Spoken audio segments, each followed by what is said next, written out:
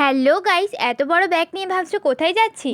বলছি এখন আমরা যাচ্ছি দিদির বাড়ি। কারণ দুষ্টুটা অনেক দিন থেকেই আবদার করছে, তার আবদার তো রাখতেই হবে। এদিকে গাড়িতে যেতে যেতে হাওয়াতে আমার চুলের অবস্থা একদম খারাপ হয়ে গেছে। তারপর দুষ্টুটার জন্য নিয়ে নিলাম এক প্যাকেট লেস আর কুরকুরে, নইলে আমার কপালে দুঃখ আছে। আর এদিকে দেখো রেলগেট পড়ে গেছে, এখন আমাদের প্রায় 10-15 মিনিটের মতো বসে থাকতে হবে। তারপর ফাইনালি রেলগেটটা খুললো আর আমরা বেরিয়েছিলাম সেই দুপুরে। আর এতটা পথ যেতে যেতে সূর্য প্রায় ডুবে গিয়ে বিকাল গড়িয়ে গেল। আর এদিকে দেখো এই পুচকেগুলোকে ঠান্ডাতে এরকম জড়ো হয়ে শুয়ে আছে। আর আমি দেখছি দেখে ওদের মা আবার কোথা থেকে ছুটে ছুটে দেখি চলে এলো। ভাবছে হয়তো ওর পুচকেগুলোকে নিয়ে চলে যেতে এসেছি আমি। সে যাই হোক, তারপর আমরা চলে এসেছি লঞ্চ ঘাটে। আর লঞ্চে উঠে দেখি ঘটি গরম বিক্রি হচ্ছে। আর ঘটি গরম আমি কিনবো না, এটা তো হতেই পারে না, তাই বাবা ঘটি গরম কিনে দিয়েছিল। তারপর মায়ের কাঁধে মাথা দিয়ে আস্তে আস্তে লঞ্চটাও পার করে ফেললাম। আর লঞ্চ পার করে এদিকে আবার টোটোয় উঠে পড়েছি। আর তখন তো পুরো সন্ধ্যাই হয়ে গেছে। আর দিদি ফোন করে বললো সে আমাদের অপেক্ষায় ঘুমায়ও নি। শেষ পর্যন্ত 7 সমুদ্র 13 নদী পাড়ি দিয়ে চলে এসেছি দিদির বাড়ি। এবারে না আনন্দ নেয় কে?